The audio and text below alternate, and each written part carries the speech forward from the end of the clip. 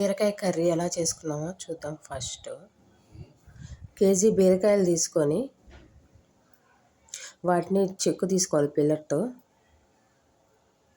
పలసంగా చెక్కు తీసుకున్న తర్వాత వాటిని ముక్కలుగా కట్ చేసేసుకొని ప్యాన్ పెట్టి ఆవాలు ఎర్రగడ్డలు వేసేసి వాటిని బాగా ఫ్రై చేయాలి. బాగా ఫ్రై అయినప్పుడు టమాటాలు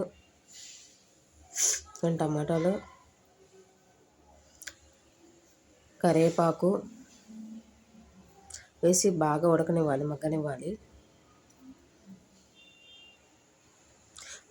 మగ్గడానికి కొంచెం సాల్ట్ వేయాలి, కల్లుప్పు వేయాలి. సాల్ట్ వేస్తే టేస్ట్ ఉండదు.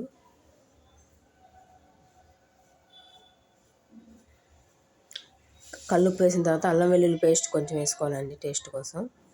ఒక 2 స్పూన్స్.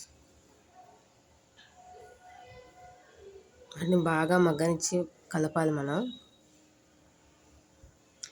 కలిపిన తర్వాత మనం కట్ చేసుకుని పెట్టుకున్న బీరకాయ ముక్కలు వేయాలి.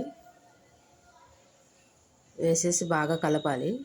కలిపిన తర్వాత పసుపు వేసి కొంచెంసేపు మూత పెట్టి వదిలేయాలి. తర్వాత ఉడికిన తర్వాత కొంచెం కారం వేయాలండి, 4 స్పూన్స్. బాగా ఉడికిన తర్వాత ధనియాల పౌడర్, జీలకర్ర పౌడర్ అవి వేయాలండి.